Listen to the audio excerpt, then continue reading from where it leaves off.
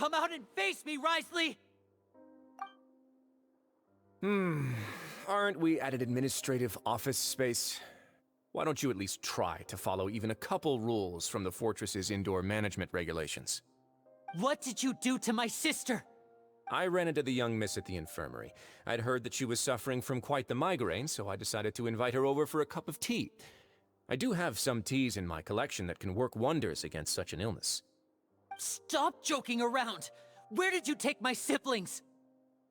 I have also heard that your performances are quite the spectacle. Miss Lynette would sometimes enter a box filled with water, only to emerge the next second from another place altogether.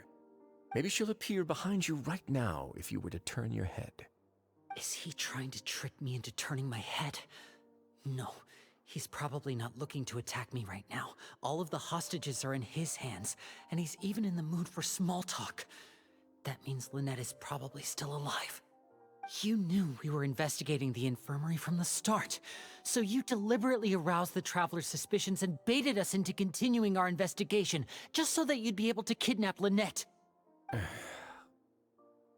As for Fremine, no, you probably didn't even interfere with Child's escape. You let him go, so you could purge the Fatui members that we had planted into your ranks. There was no need to do so. The Fortress of Meripede is a pretty pleasant place. Most people enjoy their lives here. The only ones who act differently are those with personal agendas. It was quite easy to identify your colleagues. You removed our original members and spread the news of Child's escape so Father would assign our team to come down and investigate. Fremine has also fallen into your hands, right? If you're oh so omnipotent and so in control, why would you need hostages? One correction. Lynette is in my hands right now, but Fremine is not. He's not? What do you really want? Lyney! Oh, wonderful. Everyone is here, so I'll only need to say this once. Thank you so much for cooperating with me. Eager and to the point, I see. Alas, only Miss Lynette is currently having a cup of the fortress's finest tea. Although, as per your original plan, Mr. Fremine should also have returned to the fortress by now. But he has neither shown up within my gates, nor has he been taken into any kind of custody. So where do you think he may be right now? Wait, you can't mean... You locked him outside in the sea? I closed the fortress's gate to the outside world. That's all. Fremine's a star diver, so he should be fine, right? No, we're still here, so he'd definitely try to find a way to come back for us. So we can't assume he might have made a break for the surface. But why would I do this, you may be asking? To have an audience with you, of course. My intel tells me that Mr. Lyney is a great magician, so it's only natural for me to want to have some cards of my own when it comes to negotiating. Besides, I do recall you mentioning to Miss Lynette that you've always wanted to have a face-to-face meeting with the Lord of the Fortress of Meripede, regardless of whether it was in a personal or a professional capacity. Well, you got your wish. So, you've been keeping tabs on us before we even set foot in the fortress. Some of my folks just happened to hear a thing or two, that's all. In any case, I will be straight with you. I was willing to play dumb and turn a blind eye, so we had a pleasant few days playing games together here. But once you started focusing on the Forbidden Zone, all of that changed. Mr. Lyney, the cards are stacked against you right now. Miss Lynette is in my hands, and Mr. Fremine is still slowly being pickled out there in the brine. You know just as well as I that he cannot last out there forever. You need do but one thing to guarantee their safety. I would like you to contact your superior, and ideally invite her over for a cup of tea with me. You want to see Father? But why should she bother giving you an audience? Well, if she cares for the well-being of her dearest children, she should have plenty of motivation to join me for a parents' evening. I've heard that the bonds between the members of the House of the Hearth are like the bonds of family. I don't see why she would refuse. Why did you think Father sent us to handle the Fortress of Meripede? This place is basically a no-man's land. It wouldn't be fitting for anyone as important as a harbinger like Father to come here in person. Oh, I see.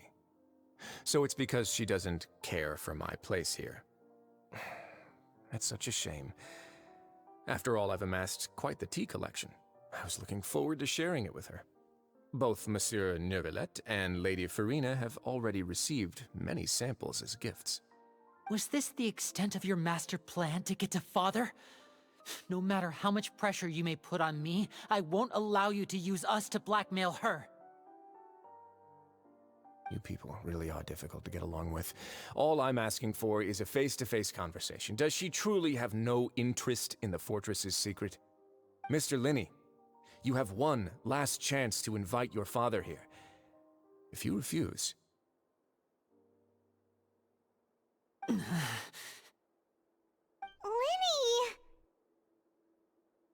Instead of asking why I'm doing this, why don't you try to see things from my perspective for a second? From the very beginning, the Fatui has been actively infiltrating my fortress. I gave you a warning by cutting off the first few operatives I found, but that only caused you to double down. Had you given up on the fortress then and there, I'd have no reason to want to talk. Mr. Fremenet left the fortress on his own, and Miss Lynette tried to pry out my secrets right in front of me. No matter how you look at it, the responsibility for this falls on you. I shouldn't ask Father to do anything because of us. 6, 5... Wait, 2, 1. Time's up. It really is a shame, Mr. Lyney. Wriothesley! Negotiations have broken down. Please leave, ladies and gentlemen. It's time for my afternoon tea. Yeah, listen to the Traveler. If you can't talk to Lyney, can you at least talk to us? You do realize that I'm only letting you go because of Neuvillette, yes? You're here helping him out, and I've already done my best to stay out of your way. But that doesn't mean you can just do whatever you want. The fortress may be small and remote, but it still has its own set of laws. Then how about this? Those who are capable deserve respect. You've spent quite some time investigating my home turf by now, so why don't you tell me a thing or two about what you found, I'll ask you 3 questions. Answer all of them correctly, and I'll agree to your request. Question 1. Regarding the hidden rules of the production zone, what is the truth behind the one about not being allowed to work for 3 days in a row?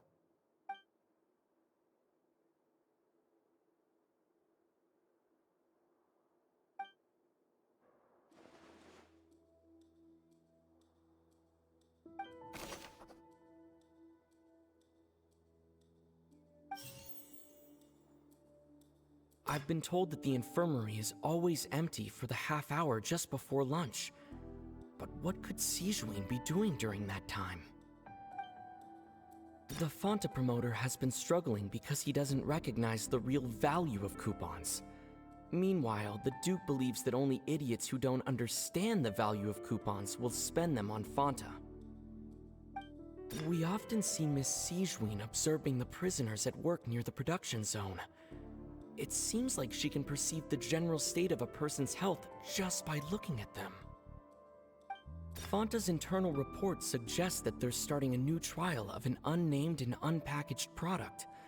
But the product has to undergo a trial because even Fonta's own employees have a lot of reservations about it. The research notes said that the Melazine race perceives the world very differently from humans.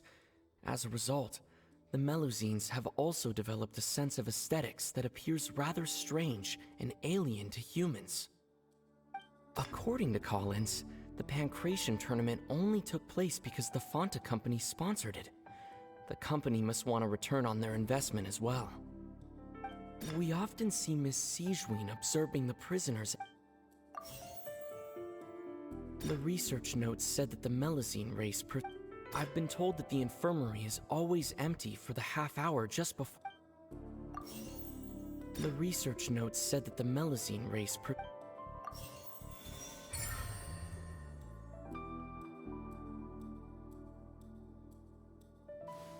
So that's what's going on! Paimon understands it now. Who would have guessed? The hidden rule of the production zone. People are not supposed to work 3 days in a row, and if they do, they'll get strange meat in their welfare meal. At first we thought this strange meat must have something to do with the people who disappeared, but in reality, they were all prepared by Sijuin, the head nurse. She often visits the production zone to observe the workers' health and makes a note of anyone who has worn themselves out after 3 full days of work. Out of her sense of duty as the head nurse, as well as her genuine concern for the workers' health, Sijuin visits the cafeteria right before lunch and cooks an extra dish for those who can use the stamina boost. Sijuin has only the best intentions with her surprise gift and doesn't want anyone to find out about what she does. However, unfortunately, Melusines as a race perceive the world differently from humans, and their sense of aesthetics is even more alien to us. The recipients of her lovingly prepared special meals cannot taste the care within and usually just freak out. Are we on the right track? Not bad. You've uncovered Sijuin's secret and even guessed her intentions correctly as well. It's nice to know that her efforts have not gone unacknowledged. All right, now for my next question. There are also some hidden rules in the Pancration Ring, including the one that you're not allowed to support both sides of a fight. Why is that?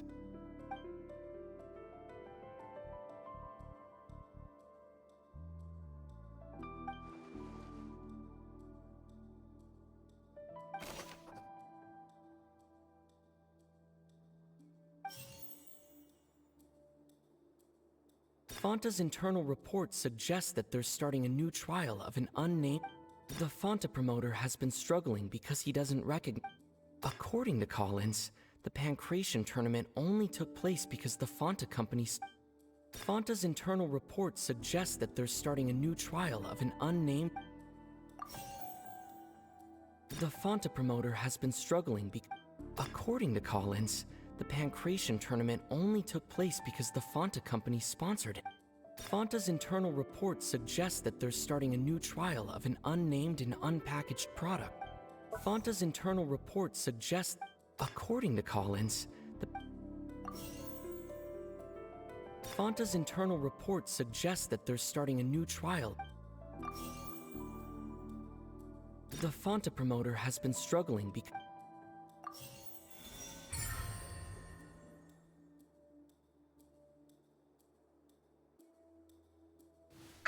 Paimon gets this rule too now, so there really was nothing to be afraid of. That hidden rule of the Pancration Ring is about how, people are not supposed to bet on both boxers at the same time. And if they do, they'll receive a package containing a strange, blood-colored liquid. People get scared when they see it because they've subconsciously begun to associate it with the missing boxer. But really, it's just a bottle of the latest yet-to-be-named and packaged new Fonta trial product. A blood-red drink. It's no wonder even Fonta's own staff were questioning the company's decision-making. The company, facing backlash from its own staff, decided to try to trial the product on a smaller scale, to see how it might be received by customers. They came to the fortress of Meropide and offered to sponsor the Pancration tournament so they could push their new product. But the Duke completely refused to even entertain the idea. The Duke, knowing how valuable coupons are in the fortress, knew that only total idiots who didn't understand their true value would bother buying a Fonta product here. And so, only those who proved their stupidity by being dumb enough to bet on 2 opposing sides of the same match were selected to receive the drinks. I acknowledge the effort you've put into bringing the truth of this mystery to light. Although, based on your description, that Fonta promoter is a bit too careless with his words, I may just reconsider my collaboration with the company. All right, and here's the final question. What's the secret behind our head nurse and all of her patients in the infirmary? Stop your cruel and pointless games, Wriothesley! You know that we haven't finished our investigation, so there's no way we can answer the last question. The thought of sparing Lynette and Fremine never even crossed your mind! You'll pay for this! Ah! Lyney, are you alright? Oh, close one. I owe you, Sigewinne. That was a fantastic shot. It was nothing, Your Grace. Sigewinne? Though this gun may look like a toy, it's actually fully functional, as I just demonstrated. Sigewinne... You... Not at all. I am merely a resident of the fortress, and thus protecting it is my duty. When Monsieur Nervulette asked me to come here, he told me that my job would be to take care of the well-being of everyone here. I am merely discharging my duties. But if you mean what you just said, then isn't Lyney someone you should be looking after as well? Isn't he a resident here just like the rest of us? But I really am just doing what Monsieur Nervulette told me to do. Everything I did, I've done to protect them. Had I not, they would be in far more dire straits right now. His Grace knows it too, right? Your Grace? Mind proving my innocence to them? My dear Sigewinne, whatever shall I do with you? Would it have killed you to just wait another minute or two? Well, it's nearly time after all. The way you do things can be truly frustrating sometimes, Your Grace. I figured I should try to talk some sense into you. What are you talking about? What time? Take me if you want. But let them go. How touching. Can you just give me one more minute? Don't be like that, Your Grace. All right, everyone, calm down. 2 more visitors will be arriving any time now. I'll go get a cup of tea. Miss Sigewinne, I leave Miss Lynette in your care. You... What are you doing? I believe I hear footsteps.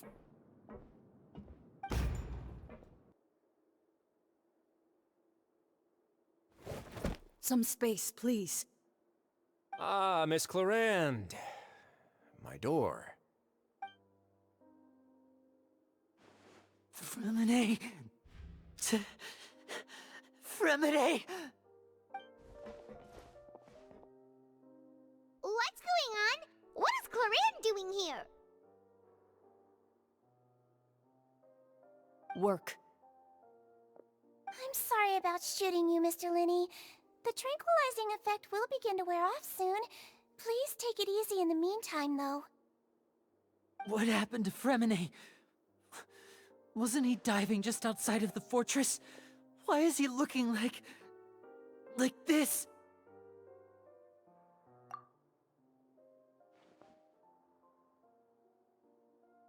A flushed face, an accelerated pulse.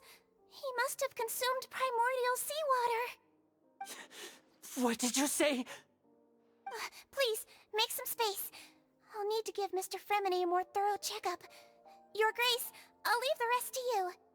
I'll talk to Clarande while you get Fremine to where he needs to be. Everything else can wait.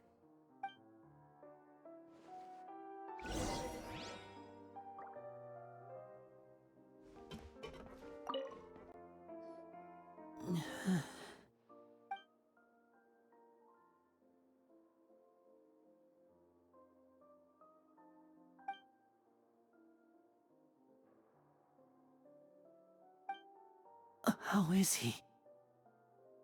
These symptoms are probably caused by an acute ingestion of a large amount of primordial seawater.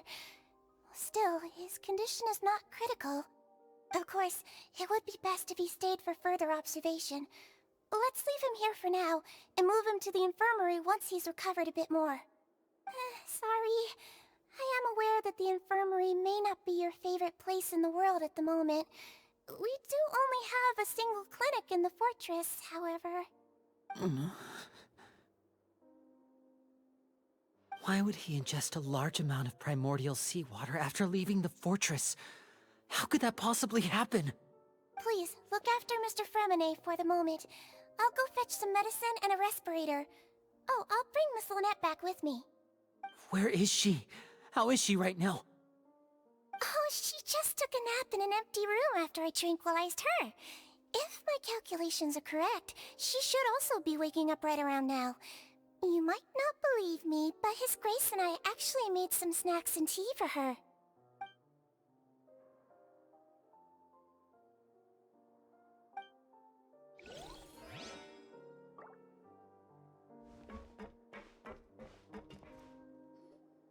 What's that look on your face? I thought I made good time on the way back. Oh, I'm just admiring your punctuality. Had you arrived just a few minutes later, Sigewinne may have been forced to shoot Mr. Lyney again. How's the situation out there? The water has changed. It's pretty much as expected. The concentration of primordial seawater has increased significantly. I was only out there a short time, so it wasn't too bad. But if one were to stay for any significant amount of time, well, you can see how that boy's doing. Where was he when you found him? The abandoned zone at the end of the pipes. A good distance into the water. Closer than I thought. He must have recognized it early on and tried desperately to swim back. Locking the door was necessary. I don't think we could have saved two. Well, I did try to convince him that I had my reasons. Never seems to work, though. It would probably work on Neuvillette. He has a knack for picking out who had good intentions, even when the outcomes were all terrible. That's a bad sign if you're having to plead your case to Neuvillette. Want some tea? Not particularly. If you want to drink some that badly, just say so. Fine, I'd like to get some tea. Want me to get you a cup too, since I've already made it? Might as well then, I suppose. Actually, do you have a towel? I would like to dry my hair.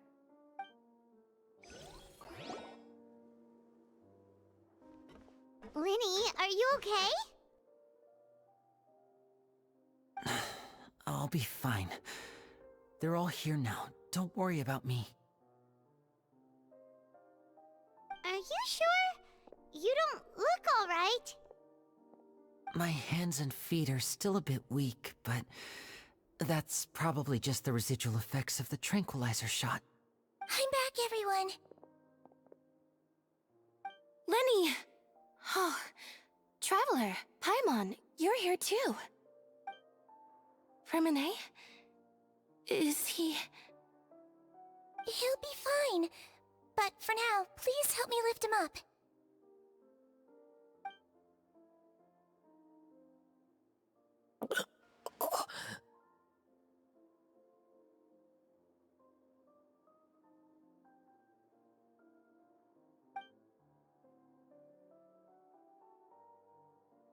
His breathing's beginning to slow down.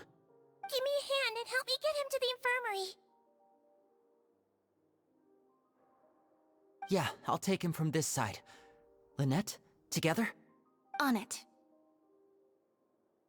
Traveler, you seem pretty worried about him. Want to come with us? The Duke and Clarande are gone. They probably went to get some tea. The Duke will explain the truth in just a bit. Miss Clarande will need a break, since she only just returned from rescuing Fremine out of the sea.